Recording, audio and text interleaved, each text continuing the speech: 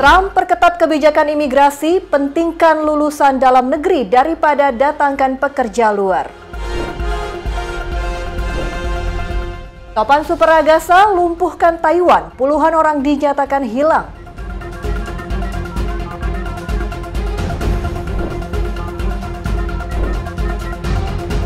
Mongolia jejak Genghis Khan dan warisan dunia Islam.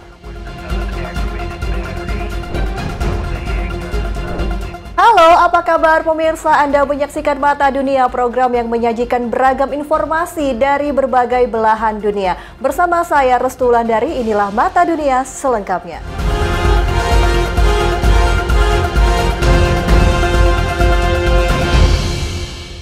Kita langsung saja ke berita pertama pemirsa. Presiden Amerika Serikat Donald Trump memperketat kebijakan imigrasi, melatih lulusan dalam negeri daripada mendatangkan pekerja asing. Departemen Keamanan Dalam Negeri Amerika memperkenalkan slogan Pokemon, Gotta Catch 'em All.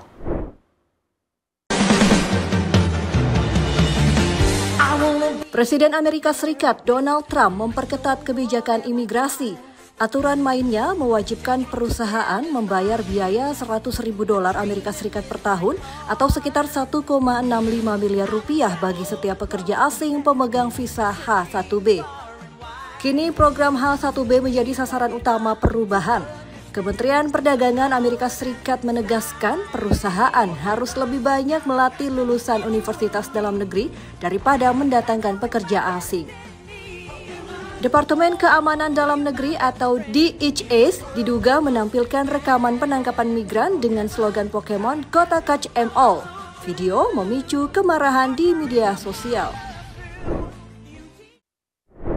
Masih dari Amerika Serikat pemirsa, iring-iringan mobil Presiden Prancis Emmanuel Macron dihentikan polisi New York lantaran konvoi Presiden Trump. Lalu lintas dibekukan, akhirnya Macron menelepon Trump dan sempat jalan kaki. Polisi New York menghentikan iring-iringan mobil Presiden Prancis Emmanuel Macron lantaran akses jalan ditutup. Macron keluar dari mobil lalu bertanya kepada polisi. Akhirnya Macron menelepon dan meminta Trump membuka akses jalan. Macron sempat berjalan kaki. Peristiwa ini terjadi di sela-sela sidang Majelis Umum PBB ke-80 di New York pada Senin malam, 22 September 2025 waktu setempat. Saat itu lalu lintas dibekukan lantaran jalan dilewati Presiden Amerika Serikat Donald Trump.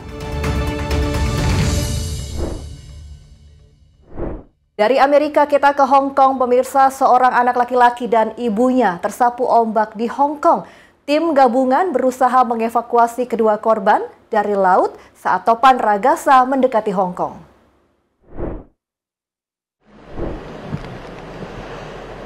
Kecelakaan terjadi saat ombak menerjang di Taiwan kala topan Ragasa mendekati Hong Kong pada Selasa 23 September 2025.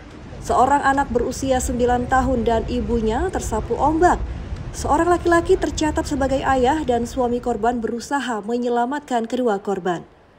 Laporan media lokal melaporkan pria tersebut melompat ke laut. Tim gabungan datang mengevakuasi ketiganya. Selanjutnya, ibu dan anak dibawa ke rumah sakit guna mendapatkan pelayanan medis.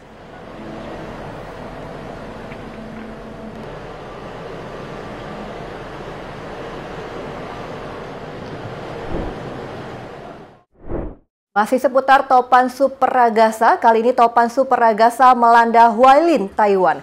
Akibatnya sungai meluap dan menghancurkan jembatan.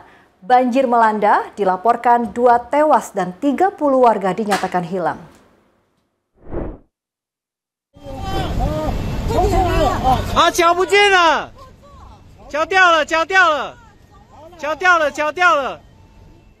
Topan Superagasa, topan tropis terkuat di dunia tahun ini tiba di Hualien, Taiwan usai hujan deras pada Selasa 23 September 2025. Akibatnya air sungai meluap menjebol pembatas sungai di Hualien. Jembatan hancur, banjir melanda menerjang pemukiman di Guangfu. Dilaporkan 2 tewas dan 30 warga dinyatakan hilang. Menurut ABC News Australia, luapan air membawa lumpur dan batu besar menghancurkan rumah serta infrastruktur. Pemerintah Taiwan menyebut lebih dari 7.000 warga dievakuasi. Badan Cuaca Taiwan mengeluarkan peringatan hujan ekstrim di wilayah timur. France 24 melaporkan ratusan orang sempat terjebak banjir. Pihak berwenang mengatakan volume air diperkirakan tembus 91 juta ton atau bisa mengisi kolam renang ukuran Olimpiade. Topan Super Ragasa sebelumnya menghantam Filipina Utara, bergerak menuju Hong Kong dan pesisir selatan Tiongkok.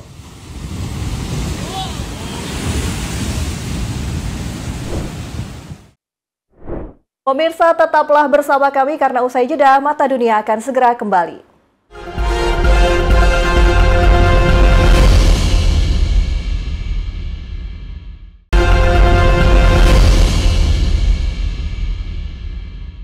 Anda kembali bersama kami di Mata Dunia, pemirsa. Ramai di media sosial, 2 orang berseragam militer di borgol polisi.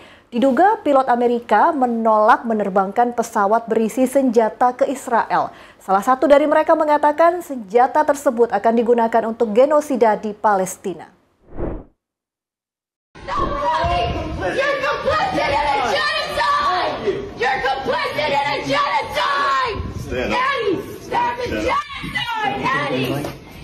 Belakangan ini berseliweran video di media sosial menampilkan 2 orang berseragam militer dibekuk petugas. Melihat akun Serambi Hikmah, terlihat seorang wanita dan pria berseragam militer di borgol polisi. Narasi video disebutkan mereka pilot Amerika Serikat menolak menerbangkan pesawat ke Israel. Wanita dalam video menyebut pesawat berisi senjata akan digunakan untuk genosida di Palestina. Forcing children to be slaughtered and massacred. Shame on this government. The United States of America is complicit in genocide. Wanita tersebut dibawa keluar ruang oleh petugas. Hingga kini belum ada verifikasi mengenai identitas, konteks, dan kebenaran peristiwa dalam video tersebut. Aksi ini memicu perdebatan moral dan politik serta seruan investigasi terhadap militer Amerika Serikat. Publik internasional menyoroti peran negara besar dalam konflik Gaza.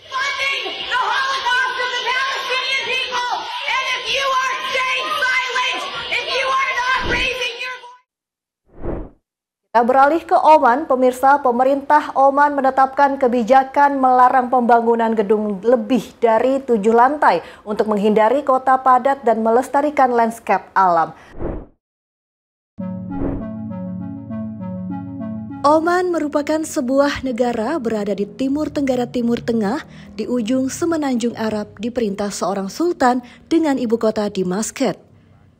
Negara ini memiliki luas wilayah lebih dari 309.000 km persegi, berbatasan darat Uni Emirat Arab, Arab Saudi, dan Yaman, memiliki garis pantai panjang di sepanjang Laut Arab dan Teluk Oman. Jumlah penduduk sekitar 4,6 juta jiwa, mayoritas beragama Islam, menggunakan bahasa Arab dan mata uang rial Oman. Dikutip dari Dokson, Oman merupakan salah satu negara kaya di Timur Tengah lantaran sumber daya minyak dan gas. Oman sengaja membatasi pembangunan gedung tinggi demi menjaga identitas budaya, lingkungan, dan arsitektur tradisional. Pemerintah Oman menetapkan kebijakan melarang pembangunan gedung lebih dari 7 lantai, menghindari kota padat dan melestarikan landscape alam. Pariwisata ditawarkan keindahan alam gunung, gurun, dan pantai, serta budaya. Dari Oman kita ke Islandia, pemirsa. Islandia memiliki 130 gunung berapi. Sepertiga lava meletus di seluruh dunia berasal dari gunung berapi di Islandia. Di tempat yang sama, sekitar 11% luas daratan Islandia ditutupi es dan gletser. Islandia dijuluki negeri api dan es. Dan berikut informasi selengkapnya untuk Anda.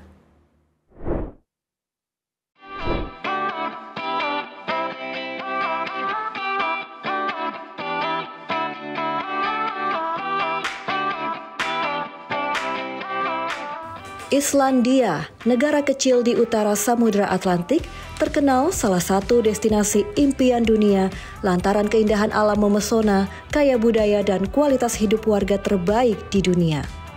Kehidupan masyarakat ditunjang sistem pendidikan dan kesehatan gratis, serta tingkat kebahagiaan yang tinggi. Ibu kota Islandia, Reykjavik, salah satu ibu kota paling ramah lingkungan di dunia. Islandia dijuluki negeri api dan es karena perpaduan antara gunung berapi dan lapisan es. Di Islandia, aktivitas vulkanik sangat tinggi dan ada 130 gunung berapi.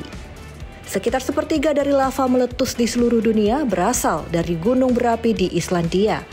Di sini, sekitar 11% luas daratan Islandia ditutupi es dan gletser. Negara ini memiliki lapisan es terbesar di Eropa. Landscape Islandia dibentuk oleh gletser-gletser mengalir ke laut menciptakan lembah dan bentang alam. Ciri paling menarik dari Islandia adalah bagaimana kedua elemen berlawanan ini hidup berdampingan. Gunung berapi terletak tepat di bawah gletser. Tak heran, Islandia jadi magnet wisatawan dunia masuk daftar negara dikunjungi.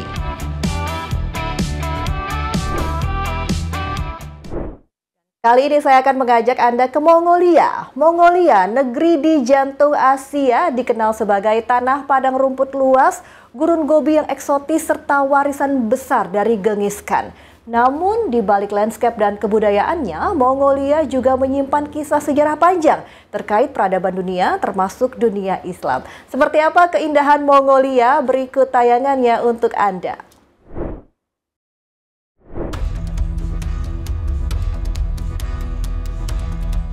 Selamat datang di Mongolia.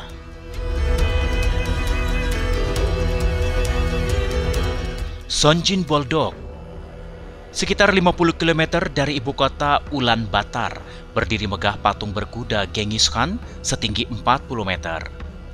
Monumen ini bukan hanya simbol kebanggaan bangsa Mongolia, tetapi juga pengingat akan kejayaan Kekaisaran Mongol pada abad ke-13 ketika pengaruhnya membentang dari Asia hingga ke Eropa. Dalam catatan sejarah, ekspansi Mongol sempat menaklukkan kota-kota Islam besar seperti Bukhara, Samarkand, hingga Baghdad. Meski Mongolia tidak pernah menjadi pusat Islam, namun patung ini seakan merefleksikan jejak interaksi besar antara Mongol dan dunia Islam di masa lalu.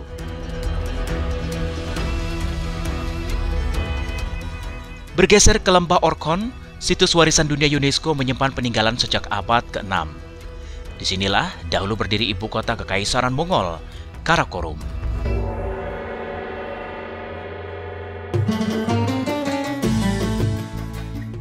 Kota ini pada masanya sangat kosmopolitan. Di sini terdapat kuil Buddha, gereja Kristen, hingga sebuah masjid. Walaupun Islam tidak berkembang pesat di lembah ini, catatan kehadiran pedagang dan ulama muslim di Karakorum menunjukkan betapa terbukanya Mongolia terhadap berbagai peradaban.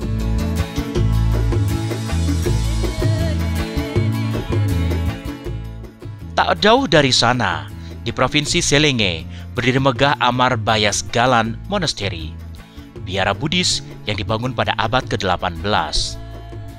Arsitektur indah bercorak Tibet dan Manchu ini menjadi saksi perkembangan Buddhisme di Mongolia. Meski tidak berhubungan langsung dengan Islam, namun biara ini memperlihatkan percampuran budaya yang selalu mewarnai sejarah Mongolia, sama seperti pertemuannya dengan dunia Islam melalui jalur perdagangan dan penaklukan. Mongolia identik dengan padang rumput, kuda, dan Buddhisme Tibet. Namun sejarah mencatat, jejak Islam juga pernah hadir melalui interaksi dengan Kekaisaran Mongol, menguasai Asia Tengah hingga Timur Tengah. Dari patung Genghis Khan, lembah Orkhon, hingga Amarbayasgalan Monastery, Mongolia hari ini tetap menjadi cermin betapa luas jangkauan sejarah bangsa pengendara kuda ini. Sebuah warisan yang terus hidup menyatukan timur dan barat dalam lintasan sejarah dunia.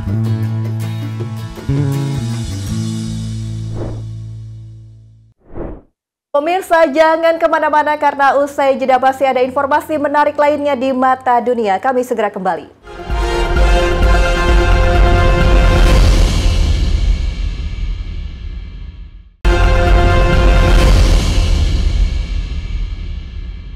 Makasih Anda masih bersama kami di Mata Dunia. Pemirsa, mengajar silat di Amerika memang menjadi cita-cita Wona Sumantri.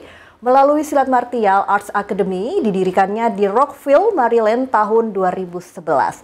Ia memperkenalkan sisi lain sebuah seni bela diri yang tak hanya melibatkan kekuatan fisik kepada warga Amerika Serikat. Dan berikut informasi selengkapnya untuk Anda.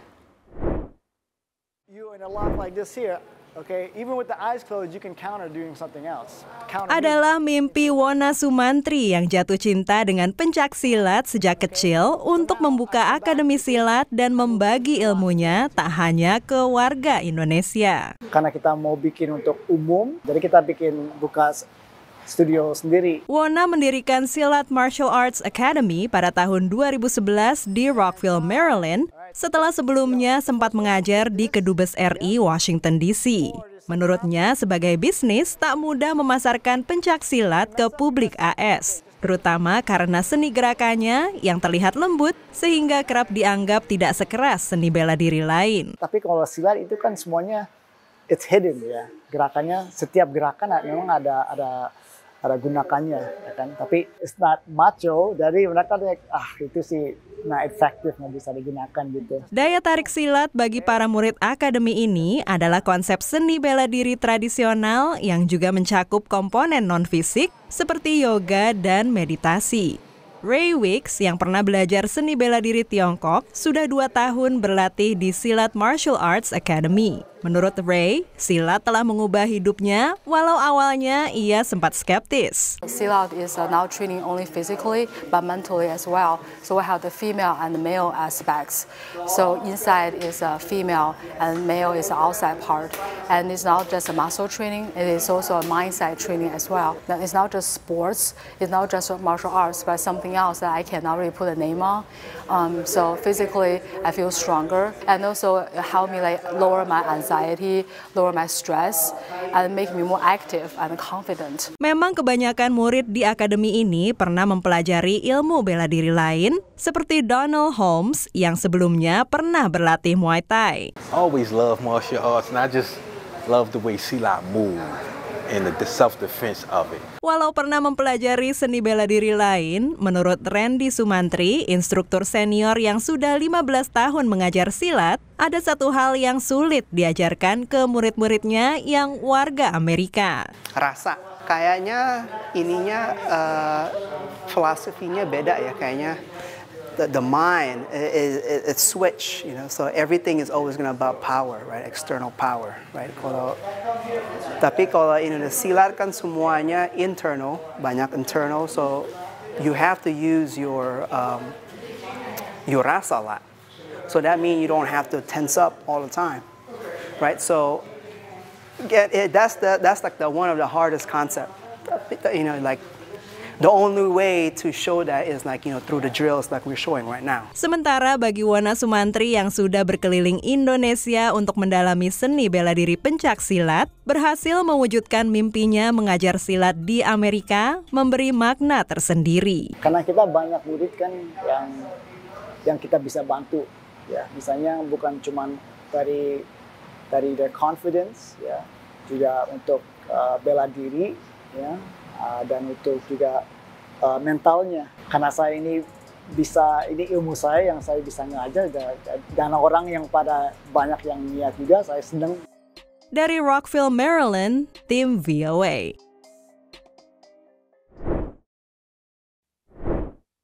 Berasal dari beragam profesi dan latar belakang, sekelompok pria warga kota New York berkumpul setiap pekan di sebuah butik untuk berbagi cerita dan hobi merajut.